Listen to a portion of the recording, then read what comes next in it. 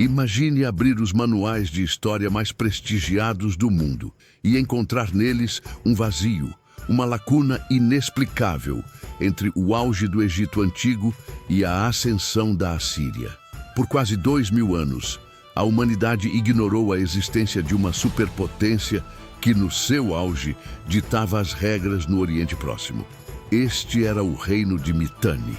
Enquanto os faraós egípcios erguiam obeliscos e os reis babilônios codificavam leis, os Mitannis ocupavam o coração estratégico do mundo antigo, o norte da Mesopotâmia e a Síria. Mas, ao contrário de seus vizinhos, os Mitannis não deixaram pirâmides ou zigurates monumentais que resistissem ao tempo.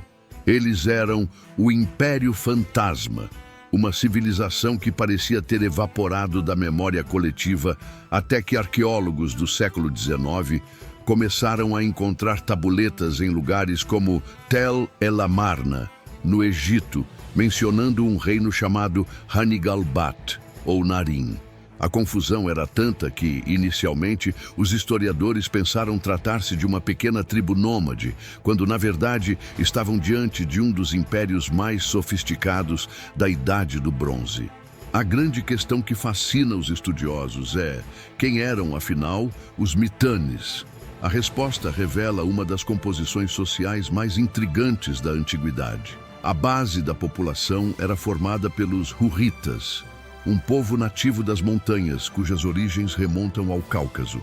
No entanto, o reino de Mitanni não era uma monarquia hurrita comum. As escavações revelaram algo chocante. A elite governante, os aristocratas conhecidos como Mariano, falavam e escreviam termos que não eram hurritas, mas sim indo-arianos. Nomes de reis como Shutarna, Artatama e Tushrata possuem raízes linguísticas que nos levam diretamente ao sânscrito da Índia antiga. Até mesmo os deuses invocados em seus tratados de paz não eram apenas as divindades mesopotâmicas tradicionais, mas deuses como Mitra, Varuna e Indra, nomes que formam a base do hinduísmo primitivo. Isso sugere que por volta de 1600 a.C., uma casta de guerreiros de elite, possivelmente vinda das estepes da Ásia Central, migrou para a Mesopotâmia e, através de uma tecnologia militar superior, tomou o controle da população hurrita, criando uma simbiose cultural perfeita. Eles eram os primos distantes dos fundadores das civilizações europeias e indianas, instalados bem no meio do semitismo mesopotâmico. O centro nervoso dessa potência era a cidade de Huascani.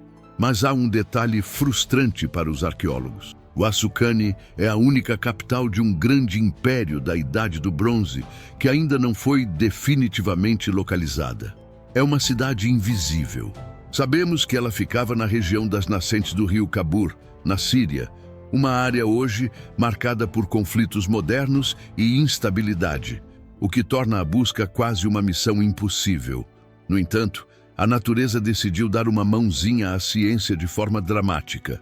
Em 2018 e novamente em 2022, secas extremas no Iraque fizeram com que o nível das águas da represa de Mossul baixasse a níveis históricos, revelando das profundezas as ruínas de uma cidade de 3.400 anos chamada Zakiku.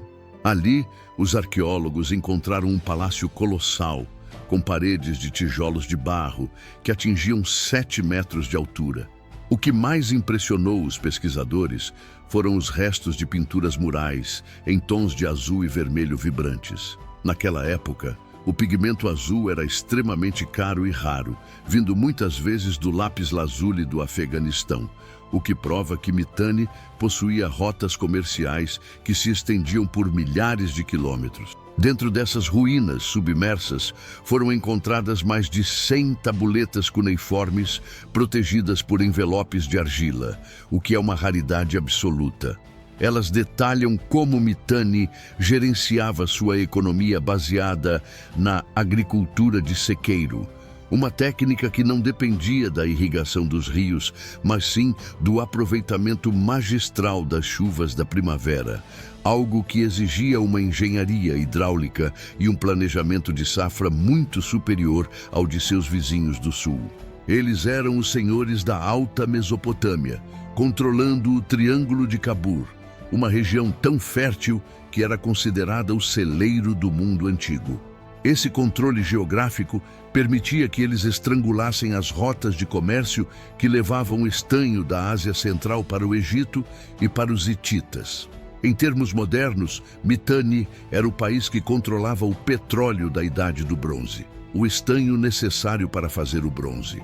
Sem a permissão dos Mitannis, nenhum exército egípcio ou babilônico poderia se armar. Mas como um reino que não possuía a tradição milenar do Egito, conseguiu se impor tão rapidamente? A resposta está em uma organização estatal que misturava diplomacia de luxo com uma burocracia de ferro. Os reis de Mitanni criaram o que podemos chamar de o primeiro sistema de feudalismo militar da história. Eles concediam terras férteis para a elite marianu em troca de um serviço militar permanente e, mais importante, da manutenção de um aparato tecnológico específico. O Estado não apenas cobrava impostos, ele coordenava oficinas de artesãos que trabalhavam com vidro, joias e têxteis, que eram a inveja do mundo. Recentemente, análises químicas em frascos de vidro encontrados no Egito revelaram que a tecnologia para criar vidros coloridos sofisticados, algo que se pensava ser egípcio, na verdade, teve origem em Mitanni. Eles eram os exportadores de luxo da antiguidade, e sua corte era o lugar onde a moda e a etiqueta eram ditadas. Se você se interessa por esse tipo de conteúdo, deixe aqui nos comentários o seu nome e a cidade em que mora. Isso nos ajuda a conhecer melhor nosso público. E vamos para o vídeo. A influência de Mitanni era tão vasta que eles tratavam os assírios, que mais tarde seriam os maiores conquistadores do mundo, como meros vassalos submissos por séculos. Os reis de Mitanni eram os juízes das disputas entre as pequenas cidades-estado da Síria e do Líbano. Se um príncipe de Ugarit tinha um problema com um vizinho, ele não apelava ao faraó. Ele apelava ao rei de Mitanni. Eles eram os garantidores da ordem. No entanto, toda essa estrutura política e econômica, por mais brilhante que fosse, tinha uma base central: a força de sua elite guerreira.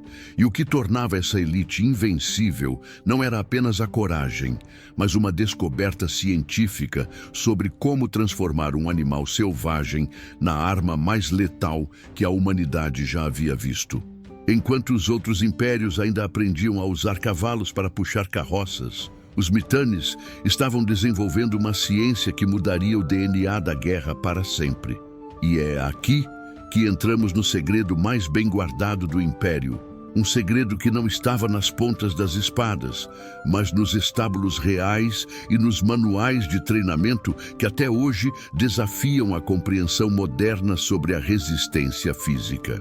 Para entender como o Império Fantasma conseguiu manter o Egito e os hititas à distância por tanto tempo, precisamos mergulhar na mente do homem que treinou as criaturas que carregariam o destino de Mitanni para a glória. Se os hititas foram os mestres do ferro, os Mitannis foram os engenheiros supremos da biomecânica e da tração animal. Para entender a superioridade militar de Mitanni, precisamos desviar o olhar das espadas e focar nos estábulos reais. O segredo que mantinha esse império no topo não era apenas o metal, mas uma descoberta científica sobre como transformar o cavalo, que até então era um animal pequeno e de baixa resistência, na arma mais letal da Idade do Bronze. O coração dessa revolução tecnológica reside em um conjunto de tabuletas cuneiformes encontradas em Hattusa, mas que foram escritas por um homem de Mitanni, o lendário mestre-treinador Kikuli. Seu manual, conhecido como o Texto de Kikuli, é o tratado de treinamento animal mais antigo e detalhado de que se tem notícia. Ele não era apenas um guia de montaria. Era um programa de treinamento de alta performance que faria muitos preparadores físicos modernos empalidecerem. Kiko Lee introduziu um regime de condicionamento físico que durava exatamente 184 dias. Ele entendia que a guerra exigia mais do que velocidade, exigia resistência extrema e controle psicológico. O manual prescrevia rotinas exaustivas, que incluíam caminhadas noturnas sob o luar para evitar o desgaste do sol escaldante, sessões de natação em rios para fortalecer a musculatura das patas sem impactar as articulações e intervalos de descanso rigorosamente calculados. O mais impressionante era a dieta. Os cavalos de Mitanni não comiam apenas pasto. Eles recebiam rações balanceadas de cevada cozida, feno picado e até misturas de sais minerais. Kiko Lee chegou a documentar que os cavalos deveriam ser cobertos com mantas após o exercício para evitar o resfriamento brusco, mostrando um nível de cuidado veterinário que o mundo só veria novamente milênios depois. O resultado foi a criação de uma linhagem de cavalos maiores, mais fortes e capazes de galopar por distâncias que os cavalos egípcios ou babilônicos simplesmente não conseguiam suportar. No entanto, possuir o melhor motor, o cavalo, era apenas metade da equação. A outra metade era o veículo. Os Mitannis pegaram o design básico do carro de guerra e o transformaram em uma obra-prima de marcenaria e engenharia. Enquanto outros povos usavam rodas sólidas ou com poucos raios, os carros de Mitanni utilizavam rodas de 6 raios, feitas de madeiras leves, mas extremamente resistentes, como o carvalho e o freixo. O eixo era posicionado de forma a dar estabilidade máxima em curvas fechadas, permitindo que o arqueiro disparasse com precisão mesmo em alta velocidade. Mas a verdadeira arma secreta que os Mitannis trouxeram para o campo de batalha foi a introdução em larga escala da armadura de escamas de bronze. Antes de Mitanni, a maioria dos soldados lutava praticamente sem proteção, contando apenas com a agilidade para desviar de golpes. Os Mitannis mudaram isso ao criar o Gurpisu, uma couraça composta por centenas de pequenas placas de bronze sobrepostas, costuradas sobre uma base de couro ou linho grosso. Essas placas eram desenhadas como escamas de peixe, o que permitia que o guerreiro tivesse uma mobilidade quase total, mas fosse virtualmente impenetrável para as flechas convencionais. Um arqueiro de elite Mitanni, o Merianu, ia para a guerra protegido do pescoço aos tornozelos. O peso dessa armadura, que poderia chegar a 15 quilos, só era suportável graças à potência dos cavalos treinados pelo método de Kiko Lee. Imagine a visão aterrorizante para um soldado de infantaria. Centenas de carros dourados avançando a 40 km por hora, tripulados por guerreiros que pareciam seres de metal cintilante, disparando flechas sem parar. O arco que esses guerreiros usavam também era uma inovação tecnológica de Mitanni. Eles aperfeiçoaram o arco composto, uma arma que levava anos para ser fabricada. Ele era feito de lâminas de madeira coladas com tendão de boi e chifre de antílope, usando uma cola especial feita de bexiga de peixe que levava meses para secar. O resultado era um arco pequeno o suficiente para ser usado dentro de um carro de guerra, mas com uma força de tensão que dobrava o alcance dos arcos comuns.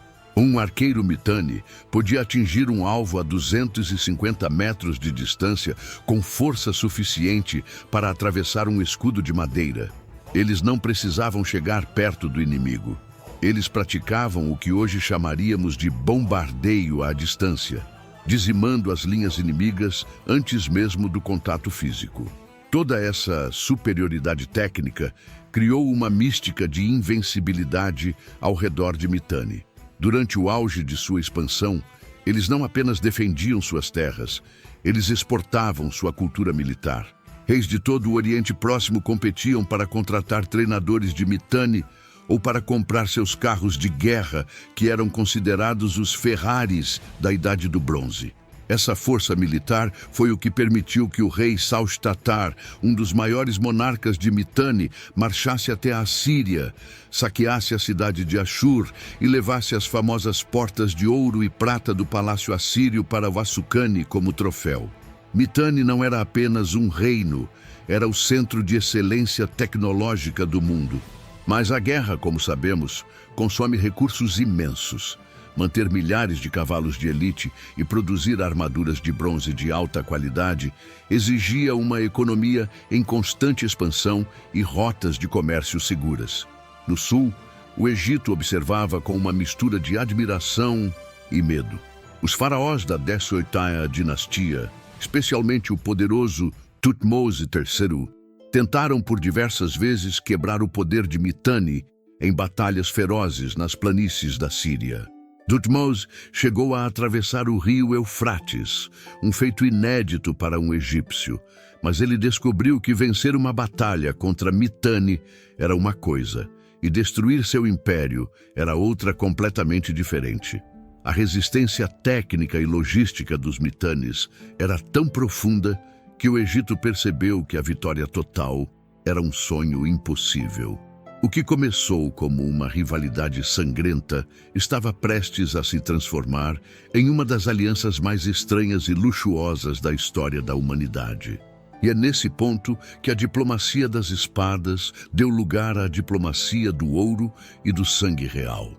Quando o sol começou a se pôr sobre os campos de batalha da Síria, os reis de Mitanni e os faraós do Egito perceberam que tinham um problema muito maior surgindo no horizonte. Um inimigo que não respeitava cavalos treinados nem armaduras de escamas.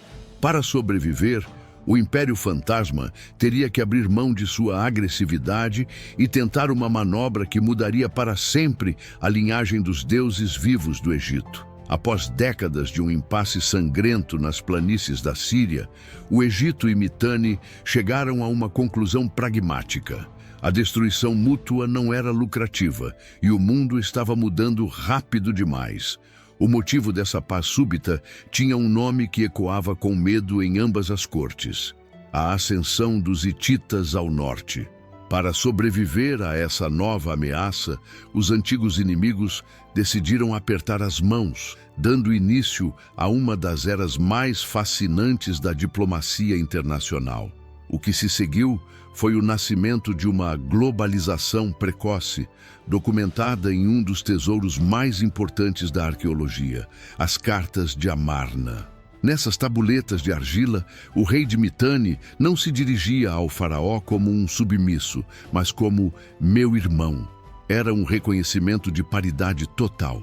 Eles dividiam o mundo em esferas de influência e trocavam presentes que fariam qualquer bilionário moderno ter inveja.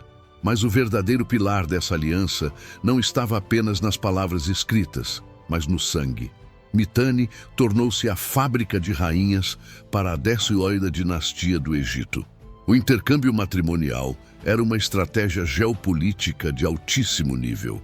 Princesas de Mitanni, como Gilo Kipa, cruzavam o deserto em caravanas imensas, levando consigo dotes que incluíam centenas de escravos, cavalos de raça pura treinados pelo método de Kikuli, joias de lápis lazuli e tecidos tingidos com uma púrpura tão rara que valia mais que o próprio ouro. Uma das cartas mais famosas de Tushratta, rei de Mitanni, ao faraó Amenhotep III, traz um pedido quase desesperado, mas carregado de intimidade. Envie-me ouro, muito ouro, pois em seu país o ouro é como o pó da terra. Em troca desse metal precioso que financiava suas muralhas, Mitanni enviava suas filhas para se tornarem as esposas principais dos deuses vivos do Nilo. Existe, porém, um mistério que faz o coração dos historiadores bater mais forte: a origem da lendária rainha Nefertiti. Embora sua imagem seja o ícone máximo da beleza egípcia, muitos estudiosos defendem que ela era, na verdade, uma princesa de Mitanni, chamada Tadukipa. Ela teria chegado ao Egito para selar uma aliança e mudado seu nome para um que significava A Bela Chegou. Se essa tese for real, significa que o período mais revolucionário e polêmico da história egípcia, a reforma monoteísta de Akhenaton, foi diretamente influenciado por uma mulher que cresceu nos palácios de Mitanni, trazendo consigo ideias e estéticas de uma cultura estrangeira. O Egito desse período estava mitanizado. A moda, as joias e até as táticas de combate nos carros de guerra eram espelhos do que se via em Vasukhani. Essa Pax Mitânica criou uma era de luxo sem precedentes. O ouro fluía para o norte, a tecnologia militar fluía para o sul, e os mensageiros reais cruzavam as rotas comerciais com imunidade diplomática. No entanto, essa dependência mútua criou uma zona de conforto perigosa. Enquanto os reis de Mitanni contavam suas barras de ouro egípcio e as rainhas Mitannis governavam o Nilo, uma sombra crescia nas montanhas da Anatólia. Os hititas não estavam interessados em casamentos ou diplomacia de luxo. Eles estavam forjando o ferro e estudando as fraquezas dessa aliança dourada. O império, que se sentia seguro sob a proteção do Egito, não percebeu que a traição estava sendo tramada dentro de sua própria casa e que o próximo golpe não viria de um inimigo distante, mas de uma conspiração que faria o Império Fantasma ruir em uma velocidade aterrorizante. A queda de Mitanni é uma das lições mais brutais da antiguidade sobre como a dependência externa e a instabilidade interna podem destruir uma superpotência em tempo recorde. Enquanto os reis de Mitanni se sentiam intocáveis, protegidos pelo ouro e pela aliança com o Egito, uma tempestade perfeita estava se formando. O colapso não começou nos campos de batalha, mas nos corredores do palácio em Vasukhani. Uma disputa sucessória violenta fragmentou a família real, criando facções que buscavam apoio de potências estrangeiras para tomar o trono. Foi o erro fatal. O rei hitita Suppiluliuma I, um gênio militar e estrategista implacável, viu nessa fraqueza a oportunidade que esperava há décadas. Ele sabia que não poderia vencer os carros de guerra Mitannis em uma carga frontal em terreno aberto, então ele decidiu ignorar todas as regras da guerra convencional.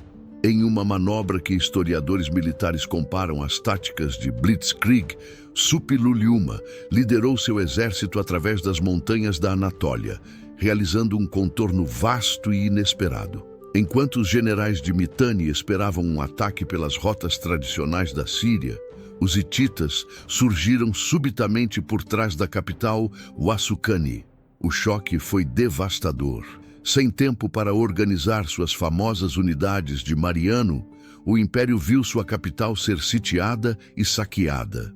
O Egito, que deveria ser o grande salvador, estava mergulhado no caos religioso do faraó Akhenaton. As cartas desesperadas enviadas por Mitanni, implorando por ajuda, nunca foram respondidas com tropas, apenas com promessas vazias.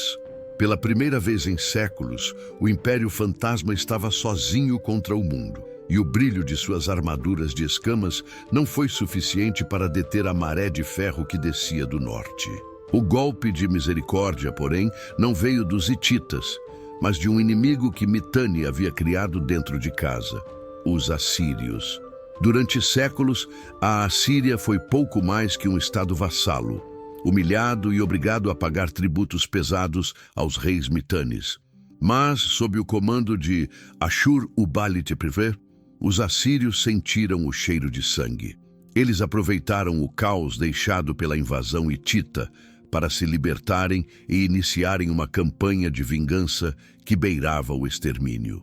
Os assírios não queriam apenas terras, eles queriam apagar a memória de seus antigos mestres. Cidades foram incendiadas, templos foram profanados e a população Mitanni foi deportada em massa. Em questão de poucas décadas, o nome Mitanni começou a ser riscado dos registros diplomáticos. As rainhas Mitannis no Egito, agora isoladas, viram seu país de origem tornar-se uma terra de ninguém, um território fragmentado e disputado por impérios famintos. Por 3.000 anos, o silêncio sobre esse povo foi quase absoluto. A areia do deserto e o esquecimento cobriram as glórias de Huascani de tal forma que muitos historiadores chegaram a duvidar que Mitanni tivesse sido uma potência real.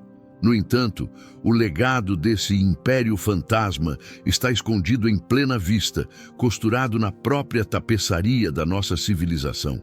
Foram os Mitannis que estabeleceram o padrão para a nobreza guerreira que dominaria o Oriente Próximo e a Europa por milênios. A ideia de uma elite aristocrática definida pelo domínio tecnológico e pela posse de cavalos de raça tem sua semente nos Mariano. Quando lemos os contos de Homero sobre os heróis de carros de guerra na Ilíada, estamos lendo, sem saber, ecos da cultura militar Mitanni que se espalhou pelo Mediterrâneo. Além disso, a ciência do cavalo que Kikuli documentou nunca morreu. Suas técnicas de treinamento, resistência e dieta tornaram-se o manual de cabeceira para as cavalarias da Pérsia, de Alexandre o Grande e até para as legiões romanas. Sempre que você vê uma estátua de um conquistador montado em um cavalo imponente, lembre-se de que foram os mestres de Mitanni que ensinaram a humanidade a transformar esse animal em um parceiro estratégico. Na arte, o uso de vidros coloridos e joias sofisticadas com incrustações de pedras preciosas, que o mundo tanto admira no Egito de Tutankhamon, deve muito às oficinas de Mitanni, que eram o centro de design de luxo da Idade do Bronze. Eles foram os grandes mediadores, conectando a inteligência da Mesopotâmia com o misticismo do Egito e a força da Anatólia. A redescoberta de Mitanni nas últimas décadas, especialmente com as ruínas surgindo das águas da represa de Mossul, é um lembrete poderoso de que a história nunca está totalmente escrita. Civilizações podem ser enterradas, mas suas inovações continuam a pulsar no DNA do mundo moderno. Os Mitannis provaram que o poder não reside apenas na força bruta, mas na capacidade de inovar, de negociar a paz e de integrar culturas diferentes sob uma mesma bandeira. Eles foram os arquitetos de uma era de globalização precoce, onde o comércio, o ouro e a tecnologia eram as verdadeiras moedas de troca. Relembrar o reino de Mitanni é fazer justiça a um povo que, embora tenha desaparecido das páginas dos livros por milênios, moldou o mundo com a velocidade de seus cavalos e a sabedoria de seus tratados. Eles foram os senhores das planícies, os irmãos dos faraós e o império que, mesmo nas sombras, nunca deixou de influenciar o destino da humanidade. Muito obrigado por acompanhar esta jornada pelas areias do tempo, para redescobrir o fascinante reino de Mitanni. Se você gosta de desvendar os mistérios das civilizações que o tempo tentou apagar, não esqueça de deixar o seu like. Isso ajuda demais o canal a continuar trazendo documentários com essa profundidade. Se você é novo por aqui, inscreva-se no canal Arquivo Antigo e ative o sininho das notificações para não perder nossos próximos vídeos sobre os segredos ocultos da nossa história.